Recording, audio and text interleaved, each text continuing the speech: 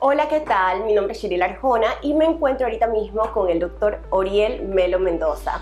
Él es cirujano plástico y nos va a instruir de un tema muy importante que es cirugías estéticas en tiempo de pandemia. Bienvenido, doctor. Muchas gracias, Sheryl. Bienvenida a ustedes. Gracias. Bueno, realmente hablábamos detrás de cámara que son muchas las preguntas y las incógnitas que tenemos las mujeres y hombres también acerca de cómo se ha reactivado este proceso, cómo se han reactivado las consultas, desde cuándo volvieron a retomar este tema de las cirugías estéticas. Correcto.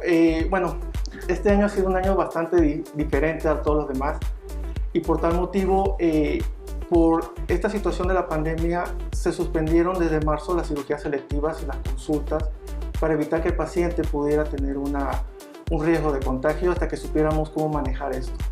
A partir de junio, paulatinamente se han ido reactivando las cirugías. Los pacientes cada vez tienen más confianza de salir a una consulta y también ya empiezan a tomar algunas decisiones de operarse. Se están haciendo cirugías.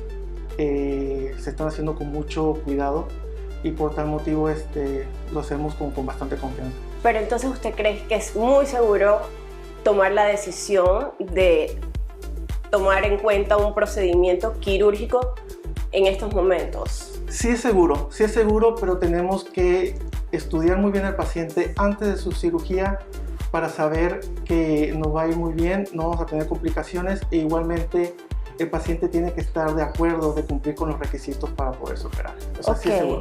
¿Y cuáles son las precauciones que se toman para garantizar que el centro o el hospital donde se va a hacer el procedimiento sea un lugar completamente seguro? Las clínicas han implementado procedimientos para mantener lo más alejado del paciente la posibilidad de poderse infectar por el COVID. Utilizamos protecciones adicionales. El paciente entra con mascarilla, se mantiene con mascarilla a pesar de estar intubado y sale con mascarilla de quirófano. El personal el personal de apoyo se estudia para que no tenga posibilidades de tener esta infección. Igualmente los médicos tratamos de tener controles diarios, ocasionales para poder tener estar también seguros de que no tenemos COVID. ¿Y qué pruebas y evaluaciones se realizan antes de una cirugía? Siempre realizamos estudios de gabinete, que son por lo general radiografías, electrocardiogramas y laboratorios de rutina, entre esos de sangre y orina. Pero también actualmente estamos añadiendo estudios serológicos para detectar inmunoglobulinas para el COVID una semana antes. Y 48 horas antes también tenemos que tener resultados de un frotis nasal para detectar la presencia del virus en el paciente. Con eso y teniendo las pruebas negativas, podemos considerar que el paciente es idóneo para ser operado. ¿Y cuál es la diferencia entre una evaluación y las pruebas? Una evaluación es lo que hacemos en un consultorio, donde conocemos al paciente, conocemos sus antecedentes, lo revisamos, explicamos cuál es la mejor técnica. Y las pruebas, pues nos apoyamos con departamentos externos como un laboratorio para poder tener cubierto al paciente y evitar que lograr tener un buen resultado. ¿Cuáles son las cirugías más comunes que se están haciendo en esta época? En esta época, cirugía de senos. Entre esos son los aumentos mamarios. También tenemos liposculturas. Y otros procedimientos que no demoren más de 4 horas y que tampoco demanden mucho en la recuperación del paciente. Yo creo que tenemos que cuidar eso bastante, el tiempo quirúrgico. ¿Y el paciente debe hacer cuarentena antes de la cirugía?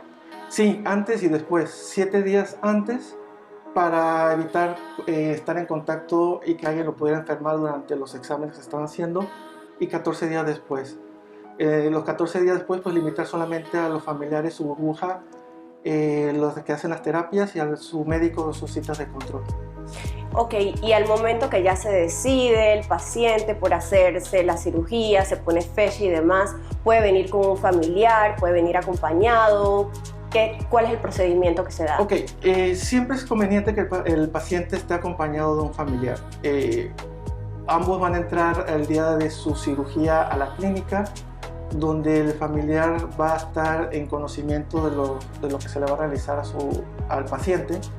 Posterior a eso, y dependiendo del tiempo que se va a demorar el procedimiento, el familiar puede esperar en un área bastante aislada y separada, o podría retirarse y venir al momento que el paciente esté recuperado. ¿Y el familiar que va a venir con el paciente necesita también hacerse la prueba del COVID y demás, o no es necesario? No, no es necesario. Lo que sí pedimos es, cuando vienen a consulta o van a acompañar a una cirugía, el familiar, que al igual que el paciente, tiene que responder unas preguntas, y con eso podemos dar una idea si es necesario hacer al familiar una prueba adicional y seguir unas indicaciones para poder tener una consulta o una cirugía o un ambiente de espera adecuado. Pero personalmente, ¿usted qué recomienda? Solamente los estudios para el paciente, y que el familiar cumpla con los requisitos que se le piden, responder las preguntas y seguir las indicaciones y no dar ningún problema. Ok. En su vasta experiencia como cirujano, ¿qué es lo que más se ve a nivel emocional después de una cirugía plástica? Primero, una cirugía genera ansiedad.